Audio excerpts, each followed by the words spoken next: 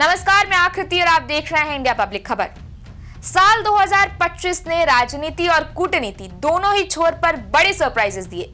दिल्ली में भाजपा की धमाकेदार जीत हुई और देश की राजधानी को एक नया मुख्यमंत्री मिला। उधर बिहार की धरती से मिले प्रचंड जनादेश ने भी सियासी समीकरणों को पूरी तरह से उलट कर रख दिया। नीतीश कुमार 10वीं बार बिहार के सीएम बने। वहीं इस बम्पर जीत के बाद भारतीय जनता पार्टी को नई दिशा तो मिली ही, साथ ही एक नया राष्ट्रीय अध्यक्ष भी मिल गया। वहीं जब बात करें कूटनीति की, तो यहाँ भी वैश्विक मंचों पर देश की मजबूत कूटनीति ने साल 2025 को बेहद खास बना दिया। दिल्ली में बीजेपी की बम्पर जीत ने सियासी तस्वीर ही बदल दी। नतीजे ऐसे रहे कि विपक्षी सभी खेमे भौचक्के रह गए थे। इसके बाद बिहार में भी धमाकेदार जीत मिली, जिसने साफ कर दिया कि देश की जनता का मूड आखिर किस तरफ है। और इसी कड़ी में भाजपा को मिल गया एक नया पार्टी अध्यक्ष, जिसने साफ तौर पर संगठन को नई दिशा और ऊर्जा दोनों ही दी। वहीं कूटनीति के मोर्चे पर भी 2025 का ये साल सरप्राइजेस से भरा रहा।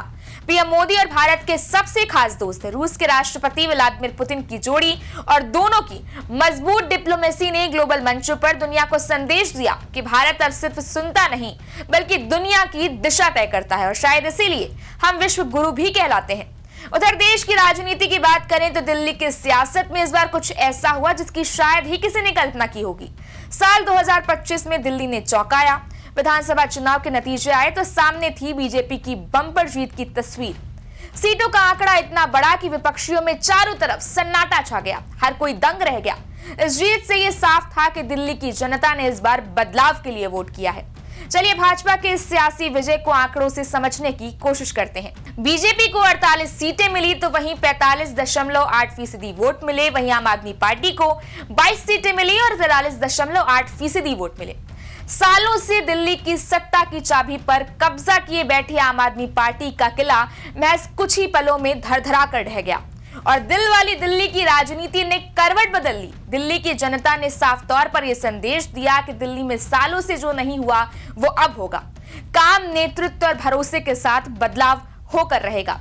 बीजेपी की इस ऐतिहासिक जीत ने साबित कर दिया कि देश में राजनीति नया मोड़ ले रही है। लेकिन सरप्राइजेस का यह सिलसिला यहीं खत्म नहीं हुआ। दिल्ली को मिला एक नया सीएम, एक ऐसा चेहरा जो संगठन की पसंद भी था और जनता की उम्मीद भी। दिल्ली में शपथ ग्रहण के साथ आई नई सरकार, नई ऊर्जा और वादों का दौर शुरू हुआ। खैर, कुल मिलाकर दिल्ली का ये चुनाव महज एक पार्टी की जीत नहीं था, बल्कि ये था साल का सबसे बड़ा राजनीतिक सरप्राइज। ये एक फैसला जिसने राजधानी की राजनीति तो बदली ही, साथ ही देश की सियासत पर भी गहरी छाप छोड़ी थी।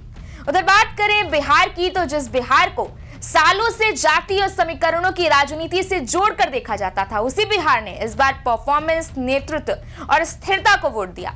नतीजे आए तो सीटों का अंतर इतना बड़ा था कि विपक्षी खेमों में जवाब कम और सवाल ज्यादा दिखाई दे रहे थे। चलिए इसे अब जरा वोटों के गणित से समझते हैं।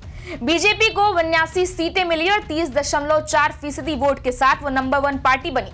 दूसरे नंबर पर रही जेडीयू, जिसे 85 सीटें मिली और 29.6% वोट मिले। आरजेडी को 25 सीटें मिली और एलजेपी को 19 सीटें मिली और 5.6% वोट मिले।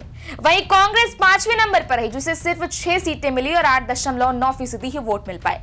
और इस गणित से ये साफ है कि ये जीत सिर्फ आंकड़ों की जीत नहीं थी, बल्कि ये जीत थी विश्वास की, बिहार की जनता के भरोसे की।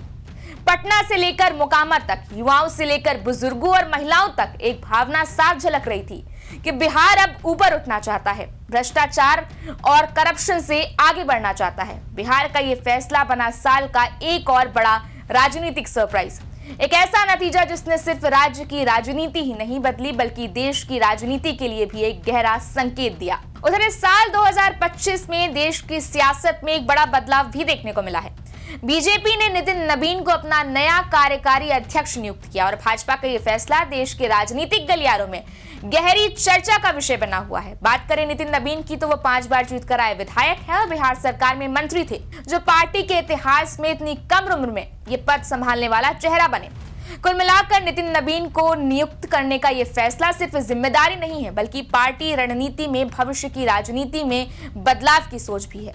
बहरहाल साल की ये सारी राजनीतिक घटनाएं न सिर्फ सरप्राइज भरी थी बल्कि उम्मीदों और विश्वास के लिए नई किरण भी साबित हुई हैं। और बात करें डिप्लोमेसी की, तो जिस तस्वीर ने सबसे ज्यादा दुनिया में लोगों का ध्यान खींचा है वो मोदी और पुतिन की कार डिप्लोमेसी की तस्वीरें हैं। जब वैश्विक तनाव अपने चरम पर है तब भारत ने मजबूत कूटनीति, संतुलन और स्ट्रॉन्ग डिप्लोमेसी से सबको सरप्राइज कर दिया।